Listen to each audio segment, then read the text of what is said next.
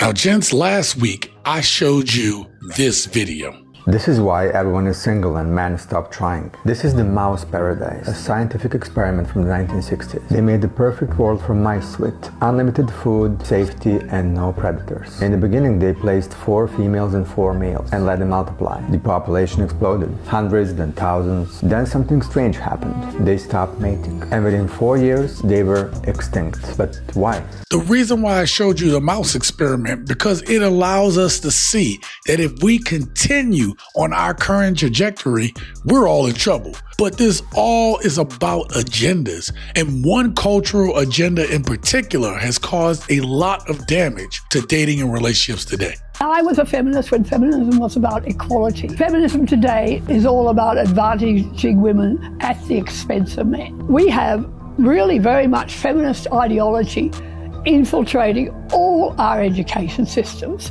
systematic programs to continue to advantage girls, and no one taking any notice of the fact that boys are falling out in huge numbers. The girls are 2 years ahead of boys on average. Every measure of boys dropping out, being disengaged from schools. This is the first time ever we've seen a generation of boys who are going to be less educated than their fathers. And no one cares, John. If we are truly talking about equality, then why is it that women have used their equality to be just as bad as the men they used to complain about?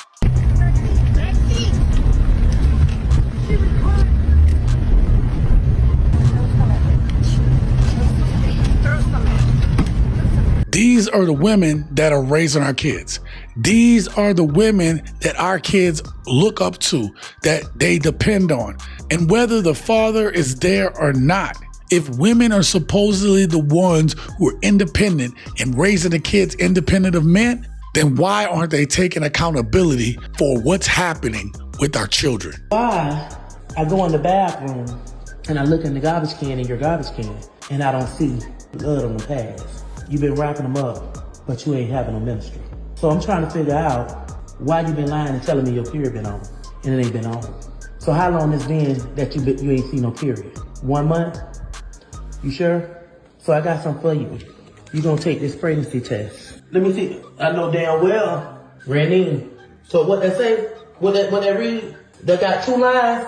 So you meant to tell me when them boys did that to you, did them boys use protection? You don't remember, but you let that, your ass gotta go. You getting the fuck up out of my house. You getting up out of my house. Get your shit, pack it, you're going to stay with your daddy. This shit is not right, y'all. 12 years old, pregnant. Again, these cultural agendas are failing our kids, and today we're gonna talk about it.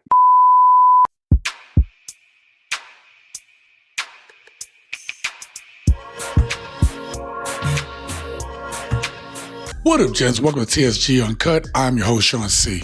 Listen, I've been connecting a lot of dots lately. I couldn't help but think to myself that when you have these type of experiments going on, showing that the population is going to be down, and now you see that women don't want to be with men. Men aren't chasing after women. You have to ask yourself, is this not a planned event? I mean, I really want you to think about it. With AI coming, jobs are going to be lost, people are going to be displaced. This all feels like it was done on purpose. And the worst part about it is, now that men and women aren't working together, aren't procreating together, women have their own agenda, we are as weak as we have ever been, because there are no men to protect from the people out there who would have our families divided and our kids unprotected.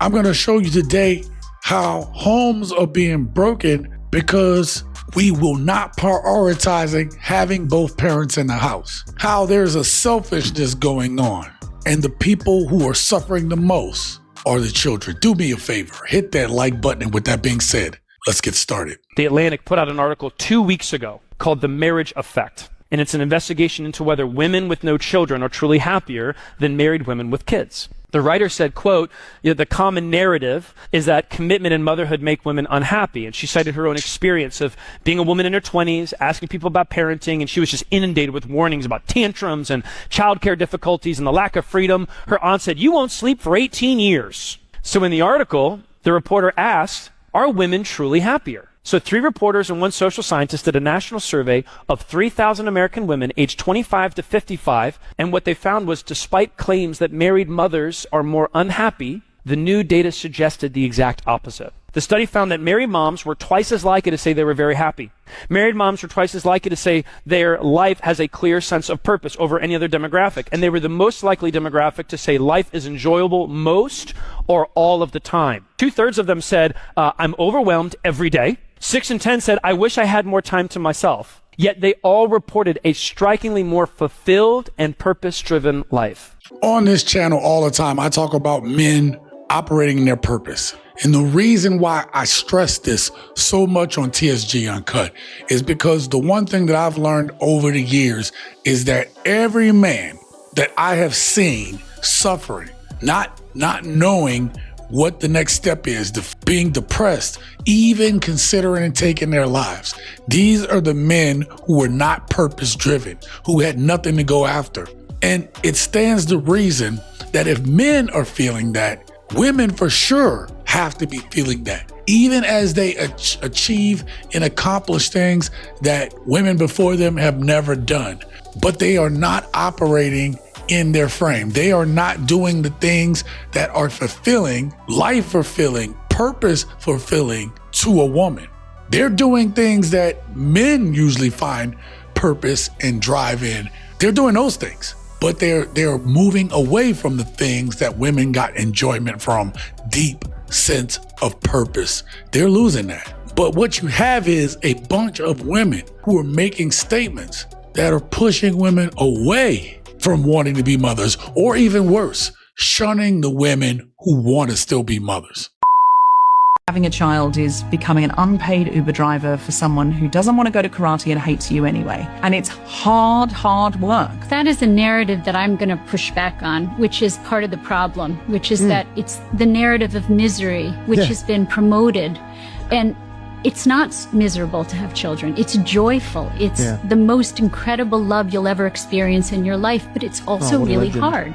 And I think we have a bunch of pussies, actually. We are producing women and men who are pussies, and I'll tell you what I mean by that. They cannot deal with discomfort. They cannot deal with frustration. They cannot deal with sacrifice or hardship or responsibility. They want it to be easy. Who said raising children was easy? You don't get the good stuff unless you put in the work.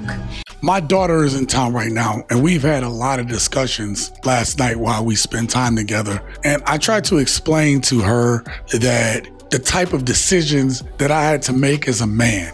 And I tried to explain to her, even though these decisions may not have been popular with them and may not have been popular with other people, as a man, I have to make those decisions for the betterment of everybody else. And what we're starting to see is a bunch of people who make these selfish ass decisions.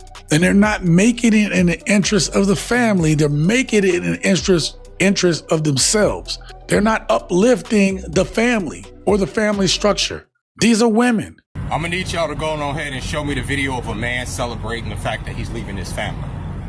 I need to see the video where the man is happy that he's getting divorced, that he's leaving his wife and his kids to find the better him. I gotta see that video. And the reason I'm saying this is because I criticize the women that get on here celebrating the fact that they're leaving their families and leaving their marriages, and I get these comments saying, well, why don't you talk about the men who left these women? Why don't you talk about them? I don't see content from these men talking about, oh, I'm so happy that my family has dissolved into nothingness. I want you to see this video on a gentleman telling us how kids are failing right now. What's happening right now isn't making our kids better. It's making them worse. My name is Dr. Jared Cooney-Horvath. I'm a former teacher turned cognitive neuroscientist who focuses on human learning. So a sad fact our generation has to face is this.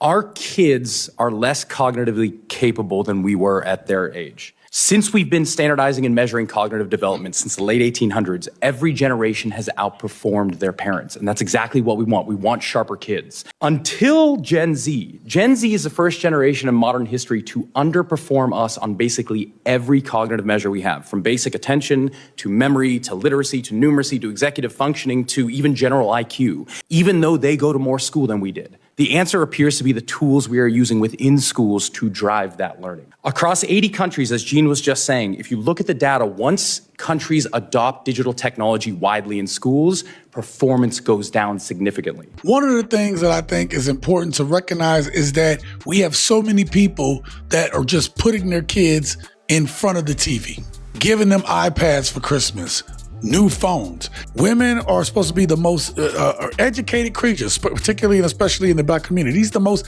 educated women ever, right? Supposedly. Yet, our kids are doing worse.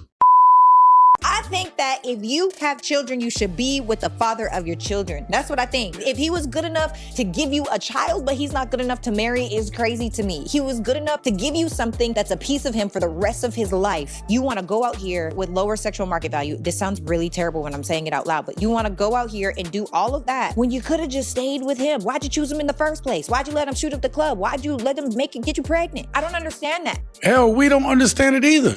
Most men who are doing what they're supposed to do have no clue why women will allow this type of access to men that they later would claim to say they ain't no good and then blame all men for it. You lay down with the dude you was most attracted to, not who's the best for you. At some point, women need to stop saying, you go girl, yes girl, but quiet when these women have kids. Women have been some of the worst, most terrible teachers for our children, and other women co-sign on it. This is a problem. But I'm going to show you in this next clip about why a strong man, a good man, a moral man, a man who is working on himself and his purpose is important to have around our children. There's certain characteristics that you look for in children before molesting them. In children, yes, but more I also looked at their families. If I thought the father was a threat, I would not approach them. He said I would drive up to schools for several weeks. I would sit in my car and I would just watch kids. And the way I chose my victims were I observed the fathers of these children. And if the father was not a threat, I would not go after the kid. But if the father was a threat, I would not even think once to get near that kid.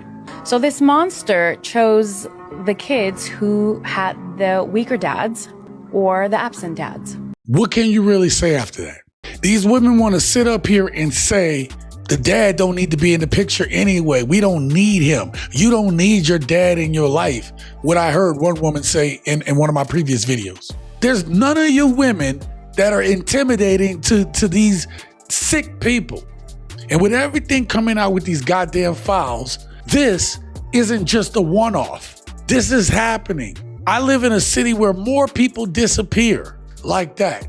And then you have a bunch of women who are playing games with their own kids' lives. So I don't want to hear no goddamn moral equivalency between us when it comes to this. You cannot pick good men.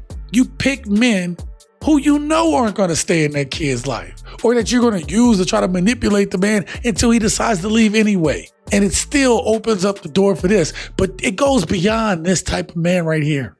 This man is also representative of a system that sees who has the strong fathers or not, who's the single moms. And it already statistically knows that your kid is going to be more likely than not to be a failure and to fund their pockets while your family suffers.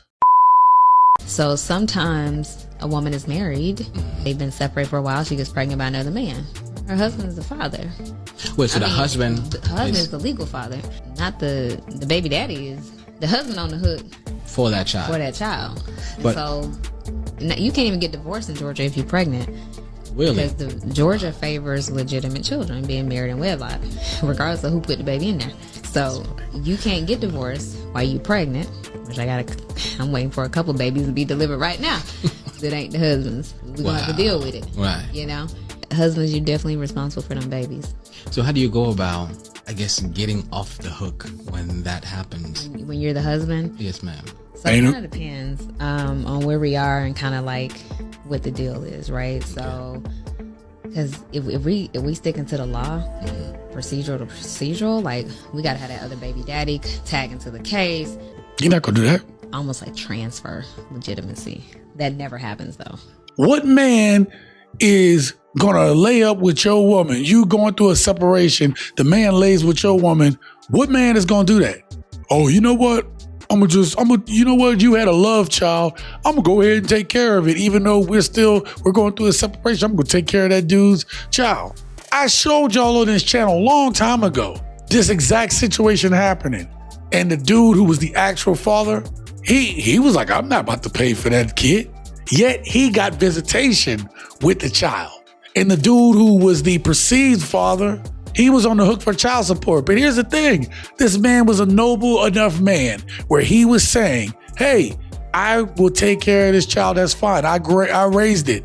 But he was on the hook for the child support, but he wasn't legally the father. So he doesn't have visitation to the child. He couldn't get visitation with the kid, but he was legally on the hook. The point I'm trying to make right now is that the laws favor women, period. End of story. And I don't hear and I don't see any woman out here on the front lines fighting this shit because they benefit from it. So why would they fight something that they benefit from? So these women out here who try to make these arguments and say, well, men got it good, men got it easy. It's easy to say that when the shit is benefiting you. And let me make this more clear. This is exactly what black people go through. I'm not talking about kids. I'm talking about this is what black people go through all the time. Where you have people tell us that we all messed up, that we're on the hook for our responsibilities, yet they benefit from the system that allows them to continue to get away with the shit that they doing. So when every woman that has a kid out of wedlock or with a dude who they know ain't no good because he made her feel a certain way, who says that I can raise this kid on my own, we don't need the dad in the picture, you and the women who there's a good dad that wants to be a part of her life, but they selfishly keep that man from it to use the kid as a goddamn pawn. You are the reason that this cultural agenda is destroying dating, relationships, and even more importantly, our kids' future. I want to hear from you down in the comments below. Check out this video right here and see the discussion that we had about the mouse utopia experiment and how it is disconnecting relationships today.